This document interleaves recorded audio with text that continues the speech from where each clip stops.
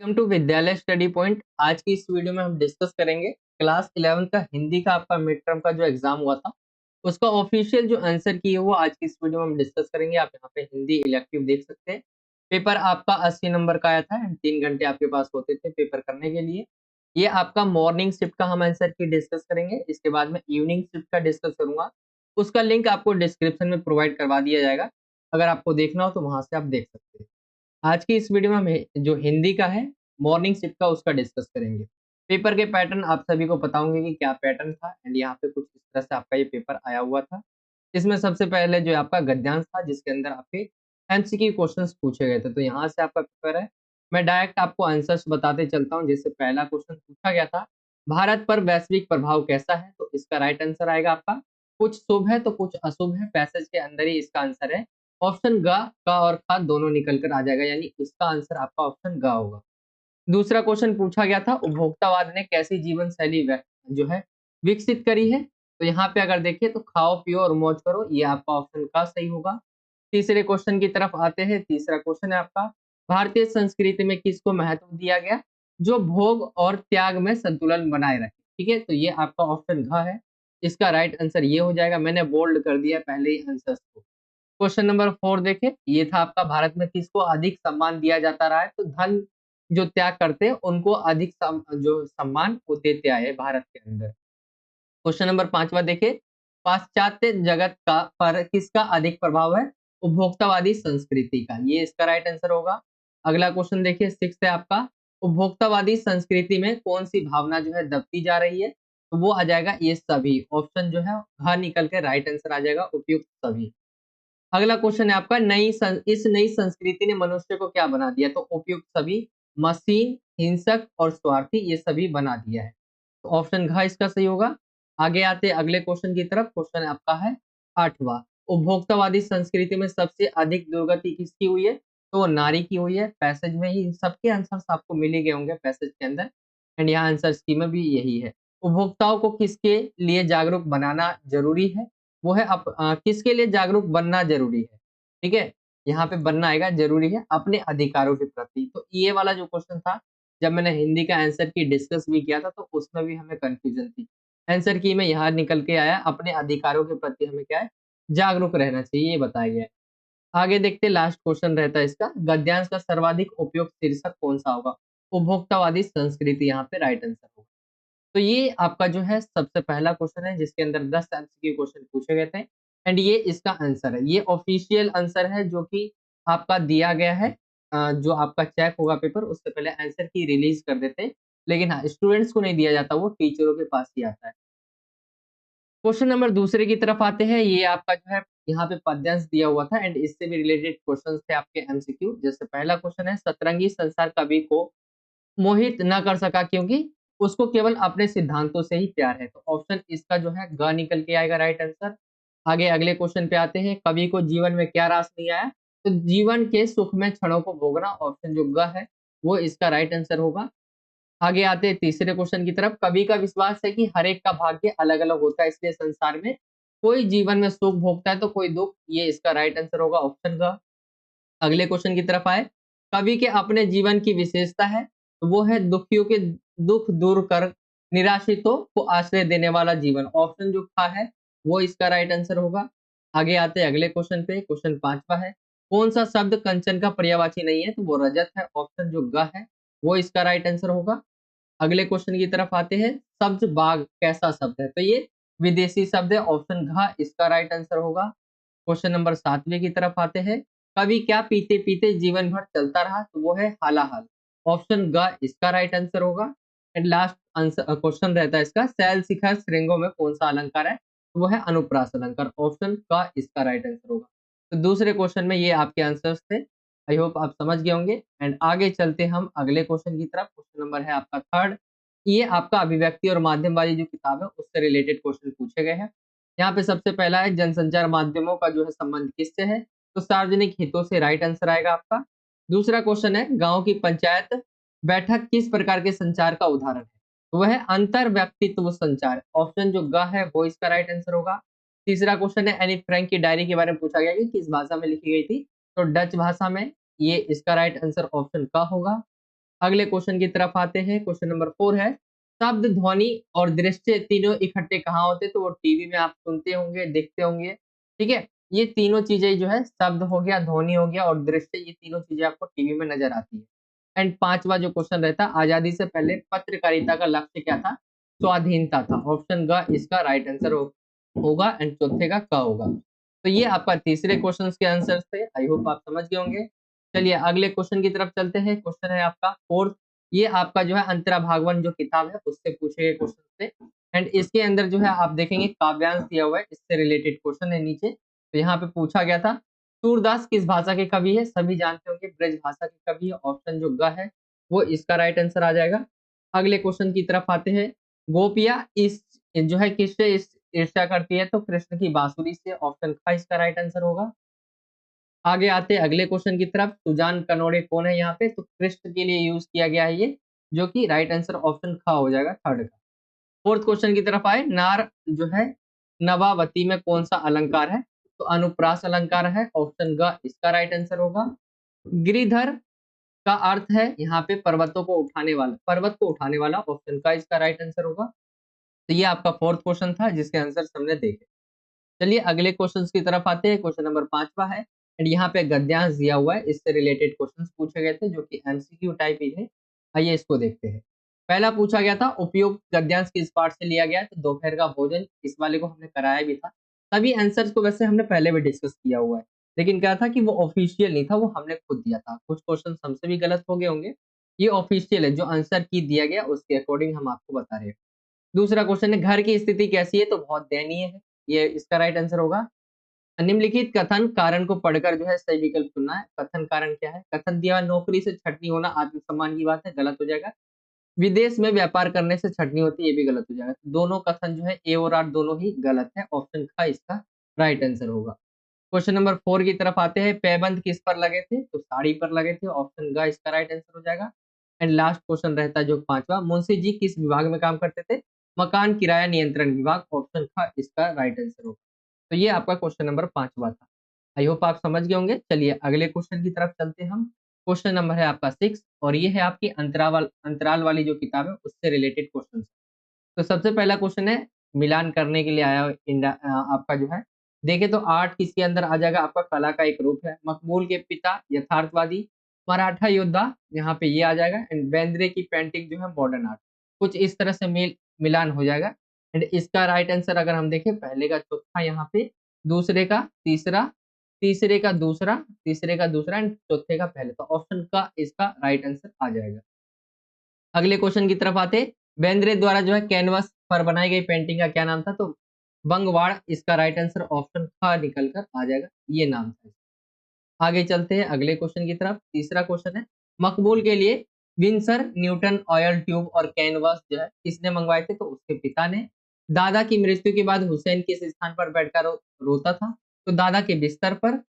चौथे का right answer option ख आ जाएगा। पांचवें क्वेश्चन की तरफ आए, मकबूल ने गांधी जी का पोर्ट्रेट ब्लैक बोर्ड पर कब बनाया था? तो वो 2 अक्टूबर, ठीक है, गांधी जयंती के दिन। एंड सिक्स क्वेश्चन है इसका, किस फिल्म का पोस्टर देकर जो है मकबूल को ऑयल पेंटिंग बनाने का विचार आया था? तो सिंहगढ़। ऑप्शन जो ग है ये इसका राइट आंसर होगा। एंड लास्ट क्वेश्चन रहता है इसका सातवां, मकबूल के कितने मित्र थे? तो 5 मित्र थे। ऑप्शन घ इसका राइट आंसर आ जाएगा। तो ये सभी क्वेश्चंस आपके एमसीक्यू वाले थे, जो आंसर की में दिए गए उसके अकॉर्डिंग मैंने आपको बता दिया। अब आते हैं हम वैसे क्वेश्चन जो आपको पूरे लिखने थे, यानी वर्णनात्मक क्वेश्चंस के अंदर। तो यहाँ पे ये देखिए, जो जो क्वेश्चन है, जैसे इस क्वेश्चन का आंसर दिया नहीं गया है, ठीक है, तो ये आंसर्स हमने आपको पहले भी कराए थे, ये मैंने खुद से बना के आपको दिया है। चांदनी रात का दृश्य, तो कुछ क्वेश्चंस के आंसर जो है दिए ही नहीं गए, जैसे लेटर हो गया, आपका दृश्य लेखन हो गया, इन चीजों के आंसर दिए नहीं गए आंसर की में। तो ये मैंने खुद से बना के आपके लिए ला दिया है, जिसके अंदर चांदनी रात का दृश्य और रेलवे स्टेशन का दृश्य क्वेश्चन था आपका। इन दोनों में से कोई एक करना था आपको, तो मैंने दोनों ही आपको करके दिखाए हुए थे, आप देख सकते हैं यहाँ पे। मैं पढ़ के नहीं बताने वाला, आंसर की है आपको दिखा देता हूँ, अगर आप देखना चाहे तो देख सकते हैं। अगला जो है रेलवे स्टेशन का दृश्य है, जो कि कुछ इस तरह से है। एंड ये आपका दृश्य लेखन हो जाता है। आठवां क्वेश्चन था जो आपको पत्र लिखना था। एक तो आपका जॉब लेटर आया था, जो कि यहाँ पे देखेंगे हिंदुस्तान समाचार पत्र में पत्रकार पद के लिए जो है मुख्य संपादक के नाम पर एक आपको आवेदन पत्र लिखना है। यहाँ पे जो आप जॉब लेटर है ये आपका। एंड ये आपका जो है जॉब लेटर है यहाँ पे। एंड जॉब लेटर में जो है आपसे पूछ पत्रकार के जो पद है वो बचे हो, उससे रिलेटेड आपको जो है फिल करना है, पत्र लिखना है कि मुझे मैं इस जॉब के लायक हूँ। तो कुछ इस तरह से इसका आंसर भी नहीं दिया गया था, ये हमने खुद बनाया।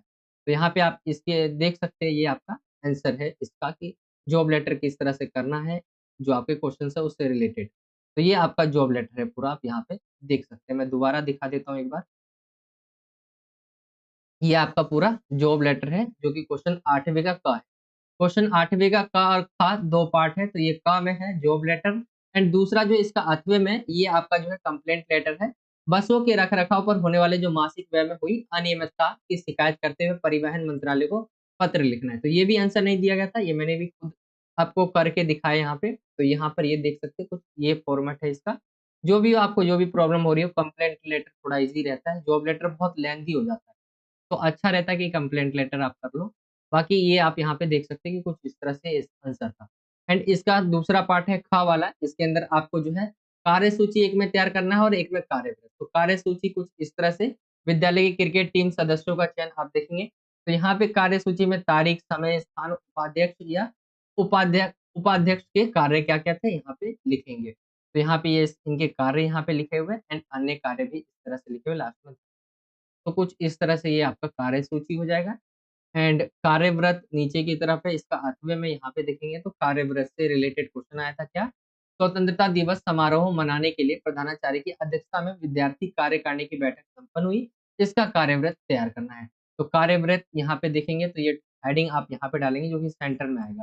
फिर इसके बाद डेट, समय, स्थान और उपाध्यक्ष, फिर उपाध्यक्ष के क्या-क्या कार्य हुए।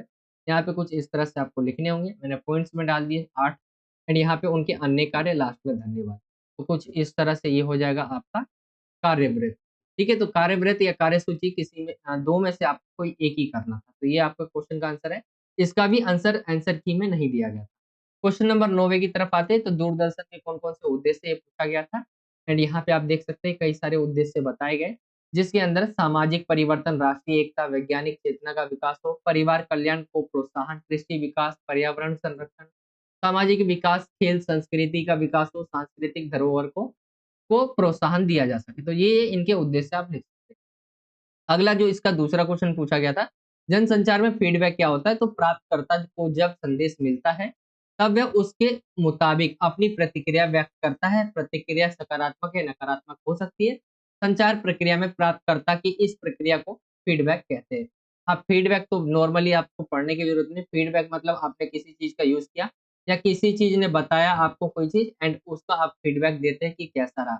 जैसे आप आज के समय क्या रहता है कि आप कोई भी कपड़ा ऑनलाइन ऑर्डर करते हैं, फिर वहाँ पे फीडबैक देते हैं कि ये अच्छा था, बुरा था, आपकी साइज़ का था कि नहीं था। तो ये क्या हुआ? फीडबैक हुआ। ठीक है? वो सकारात्मक भी हो सकती है, नकारात्मक भी हो सकती है।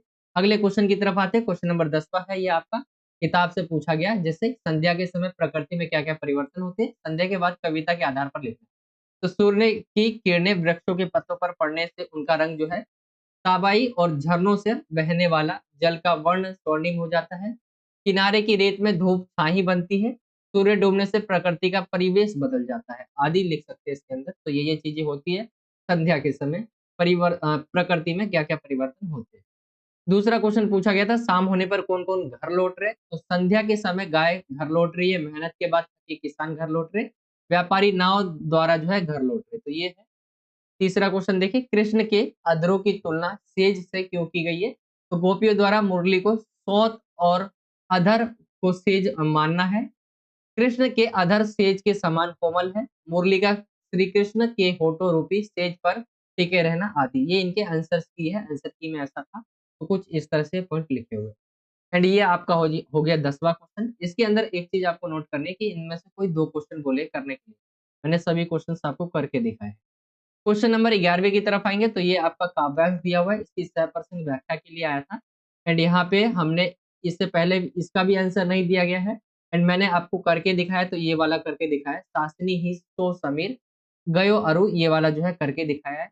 एंड यहाँ पे इसका आंसर देख सकते हैं आप, संदर्भ होता है, प्रसंग होता है, व्याख्या होता है, साहित्यिक सौंदर्य और विशेष। तो कुछ इस तरह से इसका जो है 100% व्याख्या है।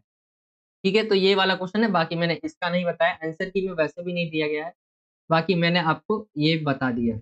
तो तो ये इसका आंसर कुछ इस तरह से होगा, जो कि मैंने पहले भी आंसर की जब डाला था अपने आप बनाकर, तो उसमें भी ये था।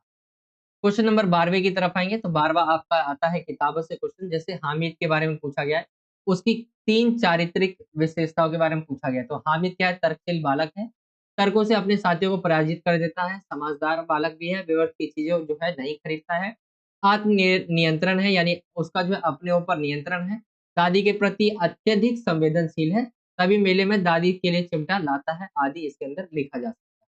दूसरा क्वेश्चन है, हमें दिव्यांगों के प्रति कैसा व्यवहार करना चाहिए? गूंगे पाठ को केंद्र में रखकर आपको बताना है।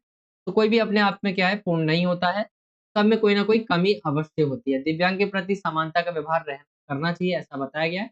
दिव्यांगों पर हो रहे अन्याय व शोषण के खिलाफ आवाज उठाना, संघर्ष करना, खराब यानी विषम परिस्थितियों में सहायता करना, सौहार्दपूर्ण व्यवहार, दिव्यांगों के सम्मान व स्वाभिमान को बनाए रखना, उनसे सीखना व प्रेरणा लेना, कई सारी चीजें जिनसे हम उन्हें उनसे जो है सीख सकते हैं। तीसरा क्वेश्चन था, सिद्धेश्वरी ने अपने पुत्र के लिए रामचंद्र से झूठ बोला और क्यों बोला? ठीक है, क्या झूठ बोला और क्यों बोला, यहाँ पे क्वेश्चन था। तो रामचंद्र से झूठ कहना कि मोहन किसी लड़के के यहाँ पढ़ने गया है, आता ही होगा, ठीक है, ये बोला गया, इनके द्वारा झूठ बोला गया, बाकी वो जो है बाहर खेल रहा होता है, ऐसा कुछ आएगा इसका आंसर। आंसर की में कुछ इस तरह से दिया हुआ है, तो मैंने इसी तरह आपको लिख के दिखा दिया। 13वें क्वेश्चन की तरफ आएंगे, तो ये भी आपका जो है गद्यांश दिया है, इसकी 100% व्याख्या करनी है।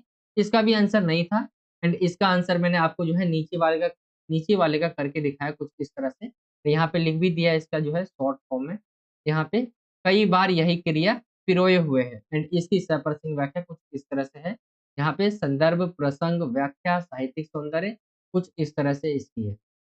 तो ये आपका क्वेश्चन हो जाएगा, ऊपर वाले का मैंने करके नहीं दिखाया। आगे आते हैं अगले क्वेश्चन की तरफ। क्वेश्चन लास्ट रहता है, जो कि पूछा गया था, मकबूल का अपने दादा के से जो है विशेष लगाव रहा, स्पष्ट करना है। कोई एक क्वेश्चन का आंसर देना है इसमें। तो आप सभी को पता होगा, जब उसके दादा की मृत्यु हो जाती है, तो वो क्या है, उन्हीं की भूरी अचकन जो है ओढ़कर उन्हीं के बिस्तर पर सोया रहता था। वह घर में किसी से बातचीत नहीं करता, सदा जो है गुमसुम रहता। तो ये इसका आंसर होगा। एंड दूसरा क्वेश्चन था, पाठ में जो है बड़ौदा शहर की जिन विशेषताओं का उल्लेख किया गया, उसके बारे में आपको बताना। बड़ौदा शहर जो है महाराजा सियाजीराव गायकवाड़ का शहर था। शहर का राजा मराठा, प्रजा गुजराती थी। शहर में दाखिले होने पर हिज हाइनेस की 5 धातु से बनी मूर्ति शानदार घोड़े पर सवार, दौलते बर्तानिया के मेडल लटकाए हुए थे। तो कुछ इस तरह से इसकी विशेषताएं बताई हुई है। तो ये आपका आंसर की था, जो ऑफिशियल आया हुआ है, एंड उसके अकॉर्डिंग मैंने आपको सारे बताए। बहुत सारे क्वेश्चन के आंसर नहीं होते हैं, जैसे कि आपका हो गया प्रसंग व्याख्या, हो गया आपका कार्यव्रत कार्य सूची, हो गया आपका लेटर, हो गया, ठीक है, एंड आपका जो है दृश्य लेखन हो गया। इन चीजों के आंसर नहीं थे, बाकी मैंने आपको खुद ही करके दिखा दिया उनके आंसर। ये अपने शब्दों में ही लिखना होता है इनको, इसीलिए जल्दी इसके आंसर दिए नहीं जाते। बाकी ये आपका हिंदी का आंसर की था, मॉर्निंग शिफ्ट का। मैं जल्दी जो है इवनिंग शिफ्ट का भी बना दूंगा, एंड आपको उसका जो है लिंक डिस्क्रिप्शन में प्रोवाइड करवा दिया जाएगा।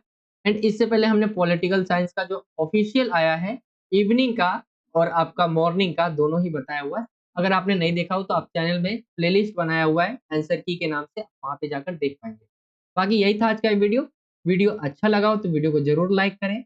अगर आप हमारे चैनल पे नहीं हो, तो नीचे आपको सब्सक्राइब का बटन दिखाई देगा, जिसमें सब्सक्राइब लिखा होगा, उस पर क्लिक करने के बाद बेल के आइकन को ऑल पे सेलेक्ट कर लेना।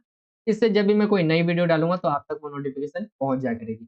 बाकी यही था आज का वीडियो, अपने दोस्तों में जरूर शेयर करें वीडियो को। चलिए, मिलता हूँ आपसे अगली और एक्साइटिंग वीडियो में। जब तक के लिए जय हिंद, जय भारत, वंदे मातरम।